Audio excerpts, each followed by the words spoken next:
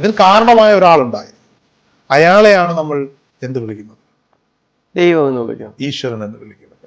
അദ്ദേഹം ഉണ്ടാക്കിയ ഈ സംവിധാനങ്ങളെ അറിയാത്തവർ, ഫീൽ ചെയ്യാത്തവർ, കാണാത്തവർ. ഇല്ല, ഒരിക്കലും കാണില്ല. അപ്പോൾ ഈശ്വരനെ താങ്കൾ കണ്ടിട്ടുണ്ടോ എന്ന ചോദ്യത്തിന് എന്തെങ്കിലും പ്രസക്തി? ഒരു ടീച്ചറും ഒരു ഗുരുവും തമ്മിലുള്ള വ്യത്യാസം എന്താ അറിയോ? ആരാണ് ഒരു ഗുരു, ആരാണ് ഫലവൃക്ഷമായൊരു മരം? അതിന്റെ വേരിനെ മറന്നുകൊണ്ട് ആ വൃക്ഷത്തിന് അതിജീവിക്കാൻ പക്ഷെ ദൈവമില്ല എന്ന് പറയുന്ന യുക്തിവാദികൾക്കൊപ്പം യുക്തിപരമായി ചിന്തിക്കും. അവർക്ക് ദൈവമില്ല എന്നൊരു തോന്നലുണ്ടായാലോ? അങ്ങനെ ചിന്തിക്കാനുള്ള യുക്തി നിങ്ങൾക്ക് ഇവിടെ മനുഷ്യൻ ഭൂമിയിലാണ് ഉണ്ടായത്. ഭൂമി ഇവിടെ തന്നെ, ഭൂമി ഈ യൂണിവേഴ്സിന്റെ ഭാഗമാണ്. യൂണിവേഴ്സ് ഇവിടെ യൂണിവേഴ്സ് ഇവിടെ തന്നെ ഉണ്ട്. ഗണപതിയും അങ്ങനെ പല ഭാവങ്ങളിൽ വരുന്നത് അത് മനുഷ്യൻ പേര് അത് മനുഷ്യനിർമ്മിത ദൈവങ്ങളല്ലേ? അല്ല. പ്രകാശം പോലും കടന്നു വരാത്ത ഒരു ഇരുട്ട് മുറിയിൽ രാഹുലിനാണ്. എന്നിട്ട് രാഹുലിനോട് പറയാണ്, പുറം ലോകത്ത് വെളിച്ചമെന്ന് ഈ കാണുന്ന ഇരുട്ട് മാത്രമല്ല, വെളിച്ചമെന്നുണ്ട്, നീ വിശ്വസിക്കും. രാഹുലിന് വിശ്വാസം വരുമോ? ഈശ്വരൻ ആ ബാക്കിൽ ഒരുപാട് ഗസ്റ്റുകൾ വന്നിട്ടുണ്ട്. ഇവരെല്ലാം പല ഈശ്വരന്മാരെയും കണ്ടിട്ടുണ്ട്. ശിവനെയും ശങ്കരനെയും എല്ലാം കണ്ട ഒരുപാട് ഗസ്റ്റുകൾ ഇവിടെ വന്നിട്ടുണ്ട്. ലോകത്തെ ഏതെങ്കിലും ഈശ്വരനെ കണ്ടിട്ടുണ്ടോ? ഞാൻ ഈശ്വരനെ കണ്ടിട്ടുണ്ടോ എന്നതിലല്ല. ഇപ്പോൾ വേണമെങ്കിൽ സിനിമയിലെ ഡയലോഗുകളൊക്കെ ഉദ്ധരിച്ചുകൊണ്ട് ഒരു നേരം വിശന്നിരിക്കുമ്പോൾ എനിക്ക് ആഹാരം വാങ്ങിത്തരുന്നവൻ ആരോ അവനാണ് എൻ്റെ ഈശ്വരൻ എന്നൊക്കെ വേണമെങ്കിൽ നമുക്ക് ഭംഗിയായ വാക്കുകൾ ഉപയോഗിച്ചുകൊണ്ട് അതിനെ വിശദീകരിക്കാം. ഈശ്വരനെ കണ്ടിട്ടില്ലാത്തവർ, ഈശ്വരനെ അനുഭവിച്ചിട്ടില്ലാത്തവർ, ഈശ്വരനുമായി അടുക്കാത്തവർ ആരുമില്ല എന്നുള്ളതാണ് പരമമായ സത്യം എന്ന് പറയുന്നത്. രാഹുലും ഈശ്വരനെ കണ്ടിട്ടുണ്ട്, ഞാനും ഈശ്വരനെ കണ്ടിട്ടുണ്ട്, ക്യാമറമാൻമാരായി നമ്മുടെ കൂടെ നിൽക്കുന്ന ഈ സഹോദരങ്ങളും ഈശ്വരനെ കണ്ടിട്ടുണ്ട്. ഈ വീഡിയോ കാണുന്ന ഓരോ ആളുകളും, അവനിനി നിരീശ്വരവാദിയാകട്ടെ, ഈശ്വരവാദിയാകട്ടെ, എന്തു തന്നെയാകട്ടെ, വിശ്വാസിയോ അവിശ്വാസിയോ എന്തു തന്നെയോ ആകട്ടെ, ഈ ഭൂമിയിൽ, ഈ പ്രപഞ്ചത്തിൽ ജനിച്ചു വീണിട്ടുള്ള സകല ചരാചരങ്ങളും ഈശ്വരനെ കാണുകയും ഫീൽ ചെയ്യുകയും ചെയ്തിട്ടുണ്ട് എന്നുള്ളതാണ് പരമമായ സത്യം. നോക്കൂ, എല്ലാത്തിനും ഒരു തുടക്കമുണ്ട്. ഇപ്പോൾ രാഹുൽ ജനിച്ചപ്പോൾ മുതൽ പഠനം അവസാനിപ്പിക്കുന്നത് വരെ, അതായത് അക്കാഡമിക്കലി താങ്കൾ പഠനം അവസാനിപ്പിക്കുന്നത് വരെ, അതിനുശേഷം ജീവിതത്തിൽ ജോലി തിരക്കുകളിലേക്ക് ഇറങ്ങുമ്പോൾ അതിനുശേഷം ഉണ്ടാകുന്ന പഠനം, വിദ്യ സമ്പാദിക്കുക, വിദ്യാസമ്പന്നർ എന്നൊക്കെ നമ്മൾ പറയും. വിദ്യാസമ്പന്നരായ പല ആളുകളും ഈശ്വരനില്ല, ഞങ്ങൾ ഈശ്വരനിൽ വിശ്വസിക്കുന്നില്ല എന്നൊക്കെ പറയുന്നവരുണ്ട്. ഇതിനെല്ലാം ഒരു തുടക്കമുണ്ട്. ഇപ്പോൾ ഒരു മനുഷ്യനെ എടുക്കാം, രാഹുൽ എന്ന് പറയുന്ന മനുഷ്യൻ വിദ്യ അഭ്യസിച്ചു തുടങ്ങുമ്പോൾ, രാഹുൽ ഒരു ഹൈന്ദവ മതവിശ്വാസികളെ ഭവനത്തിൽ ജനിച്ച ഒരാളായതുകൊണ്ട് ഒരു പക്ഷേ നവരാത്രി ദിവസങ്ങളിൽ താങ്കൾക്ക് വിദ്യാരംഭം കുറിച്ചിട്ടുണ്ടാകും. അന്ന് താങ്കൾക്ക് ഹരിശ്രീ ഗണപതായ നമഃ എന്ന് വാക്കുകൾ കൊണ്ട് ഉച്ചരിച്ചുകൊണ്ടായിരിക്കും താങ്കൾ തുടങ്ങിയിരിക്കുക. പക്ഷേ താങ്കൾ പഠനം ഔദ്യോഗികമായി ആരംഭിക്കുമ്പോൾ താങ്കളെ ആദ്യം പഠിപ്പിക്കുന്ന അക്ഷരം ഏതാണ്? ആ ആണ് ആദ്യം പഠിപ്പിക്കുന്ന അക്ഷരം. അപ്പോൾ ആ ഇല്ലാതെ നമ്മളുടെ ഒരു മനുഷ്യന്റെ ജീവിതത്തിലെ വിദ്യാഭ്യാസം പൂർത്തീകരിക്കാൻ സാധിക്കുമോ? ആയിലല്ലേ തുടങ്ങാൻ സാധിക്കുള്ളൂ. അപ്പോൾ തുടക്കം എവിടെയാണ്? ആയിൽ. ആയിൽ തുടങ്ങി ഈ സകല പ്രപഞ്ചങ്ങളെ പറ്റിയും നമുക്കറിയുന്നതും അറിയാത്തതുമായ സർവ്വചരാചരങ്ങളെ പറ്റിയും ഭൂലോകത്തെ പറ്റിയും പ്രപഞ്ചത്തെയും വിവിധ ശാസ്ത്രശാഖകളെ പറ്റിയും ഒക്കെ പഠിക്കുന്ന മനുഷ്യൻ ആരംഭിക്കുന്നത് ആയിലാണ്. നമ്മൾ മലയാളികളായതുകൊണ്ട് ഞാൻ ആ എന്ന് പറയുന്നു. അല്ലെങ്കിൽ അത് മറ്റ് സംസ്ഥാനങ്ങളിലേക്ക്, മറ്റ് ഭാഷകളിലേക്ക് ചെല്ലുമ്പോൾ അതിന് പകരം ഒരു വാചകമായിരിക്കും. ഇംഗ്ലീഷ് എന്ന് പറയുമ്പോൾ എയിൽ തുടങ്ങും, മലയാളത്തിലാവുമ്പോൾ അത് ആയിൽ തുടങ്ങും. അപ്പോൾ ഒരു തുടക്കം എവിടെയെങ്കിലും ഉണ്ടാകണം. ആ എന്ന തുടക്കത്തിൽ നിന്നാണ് നമ്മളെന്ന് പറയുന്ന സർവ്വ മനുഷ്യ ജീവജാലങ്ങളും വിദ്യ സമ്പാദിക്കുന്നതിനായി ആരംഭിക്കുന്നത്. അത്തരത്തിലൊരു തുടക്കം എവിടെയുണ്ടാകും? നമുക്ക് ചുറ്റുമുള്ള പ്രകൃതിക്ക്, പ്രപഞ്ചത്തിന് ഉണ്ടാകും. ആ തുടക്കം എവിടെ നിന്ന് വന്നു എന്ന് മനുഷ്യൻ അന്വേഷിക്കുന്നതാണ്. ഈ ആയിൽ തുടങ്ങി വിദ്യ സമ്പാദിച്ച വലിയ ശാസ്ത്ര ഗവേഷകർ അതിന് പല സിദ്ധാന്തങ്ങളും മുന്നോട്ട് വെച്ചിട്ടുണ്ട്. പ്രപഞ്ചം എങ്ങനെയുണ്ടായി, ഈ ഭൂമി എങ്ങനെയുണ്ടായി എന്നതിന് പല സിദ്ധാന്തങ്ങളും മുന്നോട്ട് വെച്ചിട്ടുണ്ട്. പക്ഷേ ഇതൊക്കെ ഉണ്ടാകുന്നതിന് ശക്തി സ്രോതസ്സായി ഒന്നുണ്ടായിരുന്നു. ഇതിന് കാരണമായ ഒരാളുണ്ടായിരുന്നു. അയാളെയാണ് നമ്മൾ എന്ത് വിളിക്കുന്നത്? ദൈവം എന്ന് വിളിക്കുന്നത്, ഈശ്വരൻ എന്ന് വിളിക്കുന്നത്. അപ്പോൾ അദ്ദേഹം ഉണ്ടാക്കിയ ഈ പ്രപഞ്ചത്തെ, അദ്ദേഹം ഉണ്ടാക്കിയ മനോഹരമായ സൃഷ്ടികളെ, അദ്ദേഹം ഉണ്ടാക്കിയ ഈ സംവിധാനങ്ങളെ അറിയാത്തവർ, ഫീൽ ചെയ്യാത്തവർ, കാണാത്തവരുണ്ടോ? ഇല്ല, ഒരിക്കലും കാണില്ല. അപ്പോൾ ഈശ്വരനെ താങ്കൾ കണ്ടിട്ടുണ്ടോ എന്ന ചോദ്യത്തിന് എന്തെങ്കിലും പ്രസക്തി ഉണ്ടോ? ഇല്ല. അതുകൊണ്ട് തന്നെയാണ് ഞാൻ പറഞ്ഞത്, ഞാനും എനിക്ക് മുന്നിലിരിക്കുന്ന രാഹുലും ഈ നമുക്ക് വേണ്ടി ഇവിടെ ക്യാമറ ചലിപ്പിക്കുന്ന ക്യാമറാമാന്മാരും ഈ വീഡിയോ എഡിറ്റ് ചെയ്യുന്ന എഡിറ്ററും ഇത് പബ്ലിഷ് ആയതിനു ശേഷം നമ്മളുടെ ഈ വീഡിയോ കാണുന്ന മുഴുവൻ ആളുകളും, അവൻ ഈശ്വരവാദിയോ നിരീശ്വരവാദിയോ വിശ്വാസിയോ അന്ധവിശ്വാസിയോ വിശ്വാസമില്ലാത്തവനോ എന്തു തന്നെയാകട്ടെ, പണ്ഡിതനോ പാമരനോ സ്ത്രീയോ പുരുഷനോ എന്തു തന്നെ ആയാലും എല്ലാവർക്കും ഈശ്വരനെ കാണാനും ഈശ്വരനെ അനുഭവിക്കാനും ഈശ്വരനെ എന്താ പറയുക അടുത്തറിയാനും സാധിച്ചിട്ടുള്ളവരാണ് എന്ന് ഞാൻ പറഞ്ഞതിൻ്റെ കാരണം അതാണ്. അപ്പോൾ നമ്മൾ ഈ കാണുന്ന സർവസ്വവും സൃഷ്ടിച്ച ആ ശക്തി സ്രോതസ്സിനെ നമ്മൾ ഭഗവാനെന്ന് വിശ്വസിക്കുമ്പോൾ, ഈശ്വരനെന്ന് വിശ്വസിക്കുമ്പോൾ, ആ ഈശ്വരന് പേരുകൾ പലതാകാം. കൃഷ്ണനെന്നോ രാമനെന്നോ ഗണപതിയെന്നോ പരമശിവനെന്നോ ജീസസ് ക്രൈസ്റ്റ് എന്നോ അള്ളാ എന്നോ എന്ത് പേരോ ആയിക്കോട്ടെ, ബുദ്ധനെന്നോ എന്ത് പേരോ ആയിക്കൊള്ളട്ടെ, എന്ത് പേരോ ആയിക്കൊള്ളട്ടെ. പക്ഷേ ഞാൻ പറയുന്നത് പൂർത്തീകരിക്കട്ടെ. എന്ത് പേരോ ആയിക്കൊള്ളട്ടെ, ആ ഒരു ശക്തി, ആ ശക്തിയെ മറന്നുകൊണ്ട് നമുക്ക് ജീവിക്കാൻ പറ്റില്ല. ഒരു വൻമരം, ഒരു പടുമരം, ഒരു വൻമരം, വലിയ ഫലവൃക്ഷമായൊരു മരം, അതിൻ്റെ വേരിനെ മറന്നുകൊണ്ട് ആ വൃക്ഷത്തിന് അതിജീവിക്കാൻ സാധിക്കുമോ പ്രപഞ്ചത്തിൽ? ഇല്ല. നമ്മൾ മലയാളത്തിൽ പറയാറുണ്ട് തല മറന്ന് എണ്ണ തേക്കാൻ പാടില്ല. അപ്പോൾ ഇതിനൊക്കെ കാരണമായ ആ ശക്തി സ്രോതസ്സിനെ മറന്നുകൊണ്ട്, അതിനെ സ്മരിക്കാതെ, അതിന് നന്ദി പറയാതെ എങ്ങനെയാണ് നമുക്ക് മുന്നോട്ട് പോകാൻ സാധിക്കുക? അവിടെയാണ് ഈശ്വര വിശ്വാസത്തിൻ്റെ, ഈശ്വരൻ എന്ന് പറയുന്ന ശക്തിയെ ആരാധിക്കേണ്ടതിൻ്റെ ആവശ്യകത വരുന്നത്. അവിടെയാണ്. പക്ഷെ ദൈവമില്ല എന്ന് പറയുന്ന യുക്തിവാദികൾക്കും, അപ്പോൾ യുക്തിവാദികൾ ഒരുപാട് പേർ ദൈവമില്ല എന്ന് പറയുന്നുണ്ട്. അവർ ദൈവസങ്കല്പങ്ങളെ പല രീതിയിൽ വിമർശിക്കാറുണ്ട്. ഇപ്പോൾ കഴിഞ്ഞ ദിവസം ഞാൻ സോഷ്യൽ മീഡിയയിൽ കുറേ പയ്യന്മാർ അവർ തലയിലൂടെ ഹെൽമെറ്റൊക്കെ വെച്ചിരുന്നിട്ട് ഗണപതിയുടെ ഉത്ഭവത്തെക്കുറിച്ച് വലിയ രീതിയിൽ റീലുകളൊക്കെ ചെയ്യുകയാണ്.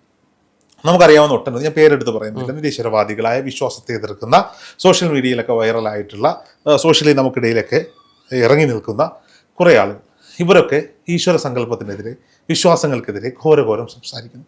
എൻ്റെ അഭിപ്രായത്തിൽ, എൻ്റെ മാത്രം അഭിപ്രായത്തിൽ, ഒരു കൂട്ടം ആളുകളുടെ അഭിപ്രായത്തിൽ ഇവിടുത്തെ ഏറ്റവും വലിയ വിശ്വാസികൾ അവരാണ്. കാരണം അവരുടെ വിശ്വാസം ദൈവമില്ല എന്ന വിശ്വാസമാണ്. അവർ വിശ്വാസികളാണ്, അവർ വിശ്വാസികളല്ല എന്ന് പറയുന്നില്ല.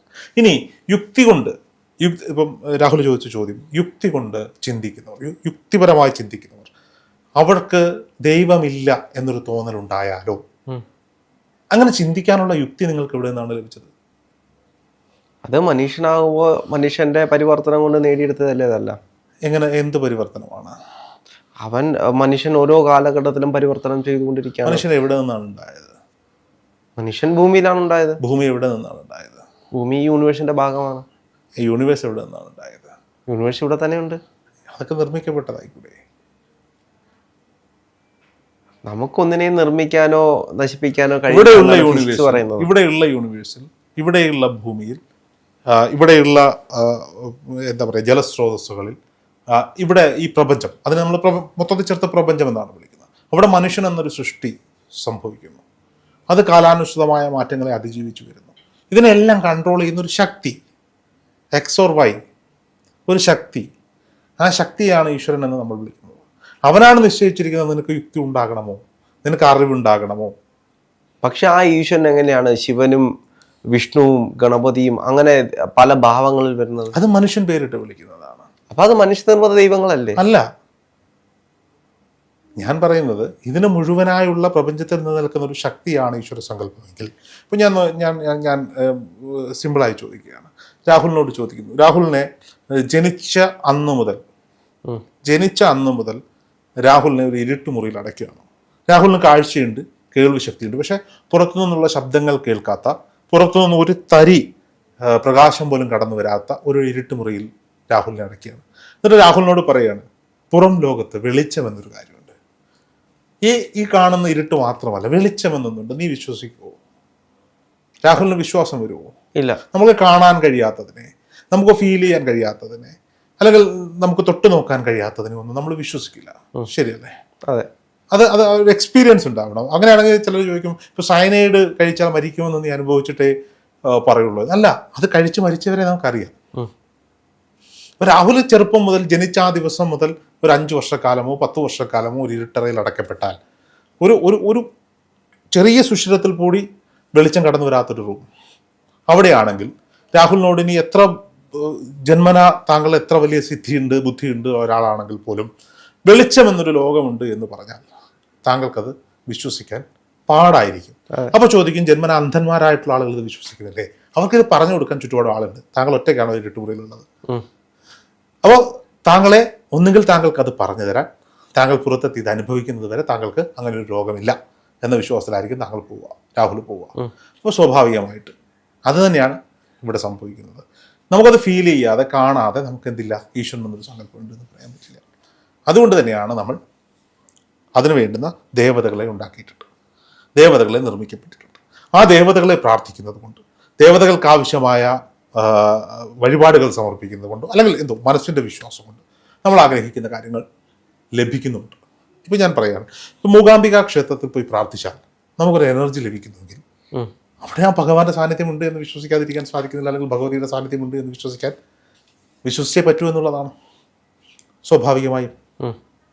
ഈശ്വരൻ അങ്ങനെയാണെങ്കിൽ, ഒരു ക്ഷേത്രത്തിലെ ആ ചൈതന്യമാണെങ്കിൽ, പിന്നെ എന്തിനാണ് ഒരു ഗുരുവിന്റെ ആവശ്യം? ഗുരു എന്നാൽ ഈശ്വരൻ തന്നെയാണ്.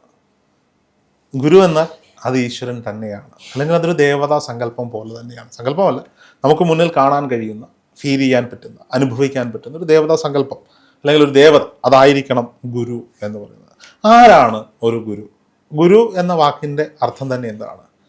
നമ്മളുടെ ജീവിതത്തിലേക്ക് വരുന്ന ഇരുട്ടിനെ അറിവ് കൊണ്ട് വെളിച്ചം പകരുന്നവനാരോ അവരാണ് ഗുരു. ഗുരു എന്ന സങ്കല്പം തന്നെ ഭാരതത്തിൻ്റെതാണ്. മറ്റ് രാജ്യങ്ങളിൽ ഗുരുക്കന്മാരില്ല. അപ്പോൾ ചോദിക്കുക, ആരാണ് അപ്പോൾ ടീച്ചർ?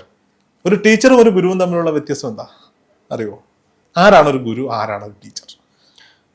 നമ്മൾ പഠിച്ചതനുസരിച്ച് ടീച്ചർ എന്ന് പറയുന്നത് നമുക്ക് വിഷയങ്ങൾ പറഞ്ഞു തരുന്ന ഒരാൾ, അതായത് ഭൗതികപരമായിട്ടുള്ള കാര്യങ്ങൾ പറഞ്ഞു തരുന്ന, അതായത് എഴുതി കൊടുത്തിരിക്കുന്ന സിലബസിൽ നിന്നുകൊണ്ട് പുസ്തകം നോക്കി നമ്മളെ പഠിപ്പിക്കുന്ന ഒരാൾ. അയാളുടെ ശമ്പളത്തിന് വേണ്ടി ജോലി ചെയ്യുന്നു, അല്ലെങ്കിൽ അയാൾ ആ ജോലി എൻജോയ് ചെയ്ത് ചെയ്യുന്നു, അതത്രേ ഉള്ളൂ. അത് അവിടെ ലിമിറ്റ് ചെയ്യപ്പെടുകയാണ് ടീച്ചർ എന്ന് പറയുന്ന ജോലി. പക്ഷെ ഒരു ഗുരു എന്ന് പറഞ്ഞാൽ വിദ്യ തേടി എത്തുന്നവനെ സ്വന്തം മകനായോ മകളായോ കണ്ട് ചേർത്ത് പിടിച്ച് അവൻ്റെ ജീവിതാവസാനം വരെയോ, അല്ലെങ്കിൽ അവനെ അറിവിൻ്റെ നിറകുടമാക്കി വിടുന്നത് വരെയോ പുത്രസങ്കല്പത്തിൽ ചേർത്ത് നിർത്തി വിദ്യ പകർന്നു കൊടുക്കുന്നവൻ ആരാണോ അവനാണ് ഗുരു. ഇനി ഗുരുവിന് ഈ വിദ്യ പകർന്നു കൊടുക്കുന്നത് കൊണ്ട് ഗുരുവിൻ്റെ രീതികൾ മാറുന്നുണ്ടോ? ഇല്ല. ഇപ്പം എനിക്കൊരു ഗുരു ഉണ്ട് നിൽക്കാം, എനിക്കൊരു ഗുരു ഉണ്ട്, എന്നെ മകനായി കണ്ട് എനിക്ക് വിദ്യ പകർന്നു തരുന്ന ഒരാൾ ജീവിതത്തിൻ്റെ പ്രതിസന്ധി ഘട്ടങ്ങളിൽ, ഇപ്പം പലപ്പോഴും നമ്മൾ മഹാന്മാരായ പലരുടെയും ഇന്റർവ്യൂ എടുക്കുമ്പോൾ അവർ പറയാറുണ്ട്, എൻ്റെ ജീവിതത്തിൽ പ്രതിസന്ധി ഞാൻ എൻ്റെ ഗുരുവിനെ ധ്യാനിക്കും. ഒരു പക്ഷേ ഗുരു സമാധിയായി പോയിട്ടുണ്ടാകാം, മരണപ്പെട്ടു പോയിട്ടുണ്ടാകാം. ഗുരുവിനെ ധ്യാനിക്കും, ഗുരു എനിക്കൊരു മറുപടി തരാറുണ്ട്. ആ മറുപടിയിന്മേലാണ് ഞാൻ തീരുമാനങ്ങൾ എടുക്കുക. ആ ഗുരു എന്ന് പറയുന്നത് അവൻ്റെ മനസ്സ് തന്നെയാണ്. മരണപ്പെട്ടു പോയ ഒരാൾ, അദ്ദേഹം പകർന്നു കൊടുത്ത അറിവുകൾ, അദ്ദേഹം പകർന്നു കൊടുത്ത എനർജി ഇത് അദ്ദേഹത്തിൽ നിൽക്കുകയാണ്. അപ്പോൾ സ്വാഭാവികമായും ഞാൻ ആദ്യം പറഞ്ഞത് എന്താണ്? ഗുരുവാണ് ഈശ്വരൻ. അപ്പോൾ എനിക്കൊരു ഗുരുവുണ്ട്, എൻ്റെ പ്രതിസന്ധി ഘട്ടങ്ങളിൽ എന്നെ തരണം ചെയ്യാൻ എന്നെ സഹായിക്കുന്നത് ഗുരുവാണ്. എനിക്ക് അറിവ് പകർന്നു നൽകിയത് ഗുരുവാണ്. ആ ഗുരുവിനെ നമ്മൾ സ്മരിക്കും. ഗുരു എന്ന ചിന്ത, ഗുരു എന്ന ആ ഒരു എന്താ പറയുന്ന അർത്ഥങ്ങൾ പറഞ്ഞ് മനസ്സിലാക്കാൻ കഴിയാത്തൊരു വലിയ വാക്കാണ് ഗുരു എന്ന് പറയുന്നത്. അപ്പം ജീവിതത്തിൽ എല്ലാവർക്കും ഒരു ടീച്ചർമാർ ഒരുപാടുണ്ടാവും, ഗുരുക്കന്മാർ ഒന്നോ രണ്ടോ ഉണ്ടാവുള്ളൂ. അവനായിരിക്കും അവന് അറിവ് പകർന്നു നൽകിയത്, ജീവിതത്തിൻ്റെ വെളിച്ചം പകർന്നു നൽകിയത്.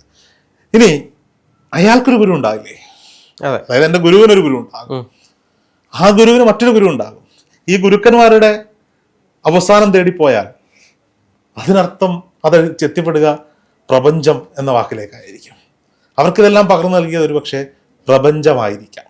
ഇപ്പോൾ നമുക്ക് ശ്രീനാരായണ ഗുരുദേവൻ, ചട്ടമ്പി സ്വാമികൾ, ശങ്കരാചാര്യർ, എത്രയോ പേരുകൾ കേരളത്തിൽ നിന്ന് മഹാഗുരുക്കന്മാരുടെ പേരുകളായി നമുക്ക് പറയാൻ സാധിക്കും.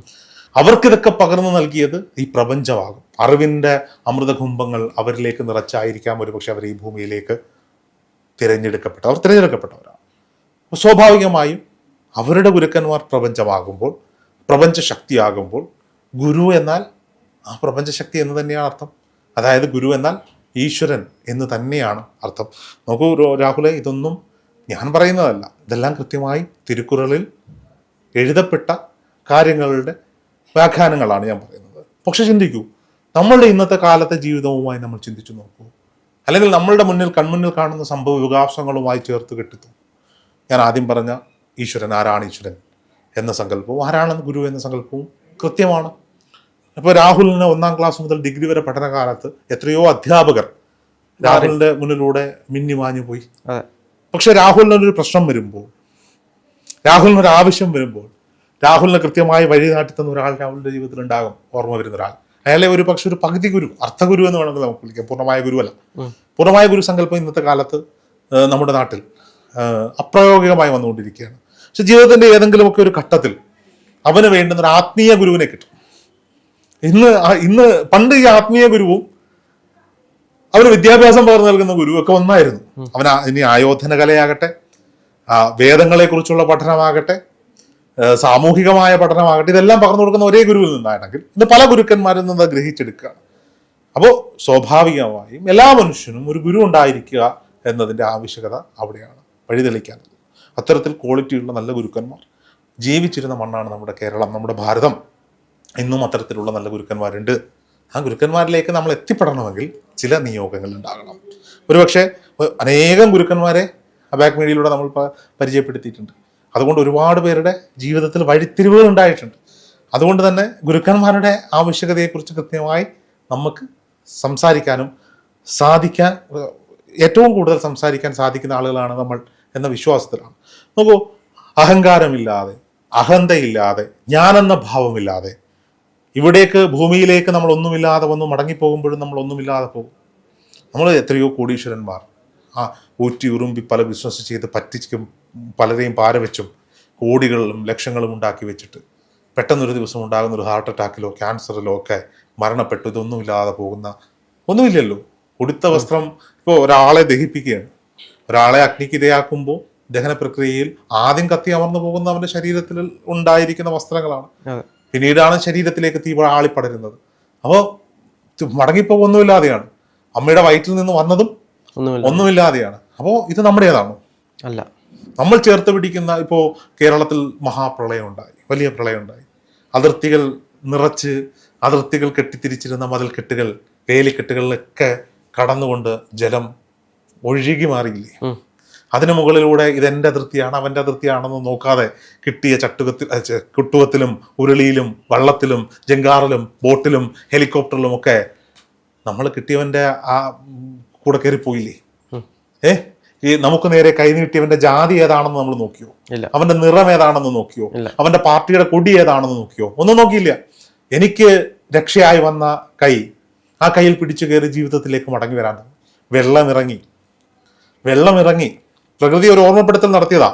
വെള്ളമിറങ്ങിപ്പോയി. അവശിഷ്ടങ്ങളൊക്കെ സന്നദ്ധ പ്രവർത്തകർ ചേർന്ന് മാറ്റിക്കൊടുത്തു. വീടുകളുടെ ചുവരുകൾ മതിലടിക്കപ്പെട്ടു, ചായം പൂശപ്പെട്ടു.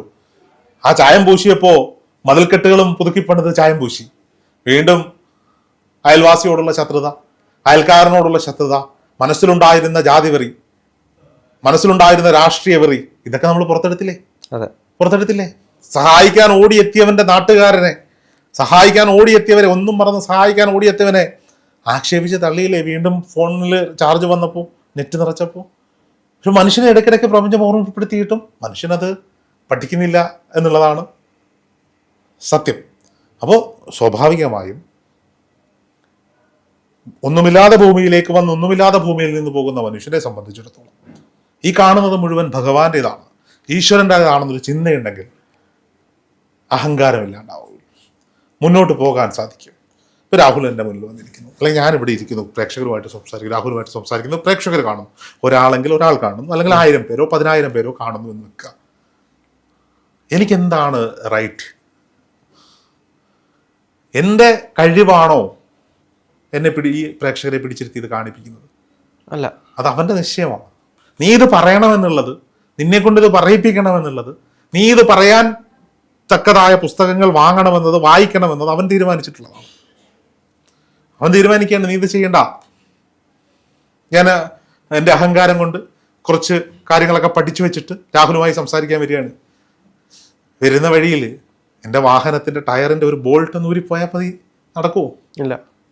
അല്ലെങ്കിൽ വീട്ടിൽ നിന്ന് ഇറങ്ങുമ്പോൾ അവിടെ കിടക്കുന്ന വീടിൻ്റെ ടൈലിൽ വീണ ഒരു തുള്ളി എണ്ണ. അപ്പോൾ ഇത് പറയണം, ഇത് കാണണം, ഇത് കേൾപ്പിക്കണം എന്നുള്ളത് ഭഗവാൻ നിശ്ചയിച്ചിട്ടുള്ളതാണ്. അങ്ങനെ ഉണ്ടെങ്കിൽ മാത്രമേ നമുക്ക് മുന്നോട്ട് പോകാൻ പറ്റൂ. ആ ഭഗവാന്റെ പേര് പ്രപഞ്ചമെന്നാണ്, ആ ശക്തി സ്രോതസ്സാണ്. ആരുടെയും വിശ്വാസങ്ങളെ ചോദ്യം ചെയ്യാൻ നമുക്ക് യാതൊരുവിധമായ അധികാരവുമില്ല. ഇപ്പൊ രാഹുൽ അടിയുറച്ച ഒരു യുക്തിവാദിയാണ്. ഈശ്വരനില്ല എന്ന സങ്കല്പത്തിലാണ് നീ മുന്നോട്ട് പോകുന്നത്. നിന്റെ വിശ്വാസമാണ്. നീയാണ് ഏറ്റവും വലിയ വിശ്വാസി. അങ്ങനെ വിശ്വസിച്ച് നടന്നവരെല്ലാം അവസാനം അല്ല ഇങ്ങനെയൊന്നുണ്ട് എന്ന വിശ്വാസത്തിലേക്ക് എത്തിപ്പെട്ടവരാണ്. അപ്പോൾ സ്വാഭാവികമായും ജീവിതത്തിൽ നല്ല ഒരു ഗുരുക്കന്മാരുണ്ടാവട്ടെ. ഗുരുവിലൂടെ ഈശ്വരനെ, പ്രപഞ്ചത്തെ അറിയാൻ സാധിക്കട്ടെ. അങ്ങനെ അറിയുന്നവർക്ക് പ്രപഞ്ചത്തിനെതിരായി ഒന്നുമേ ചെയ്യാൻ സാധിക്കില്ല. അതാണ് പരമമായ സത്യം. എന്താണെങ്കിലും ഒരുപാട് നന്ദി.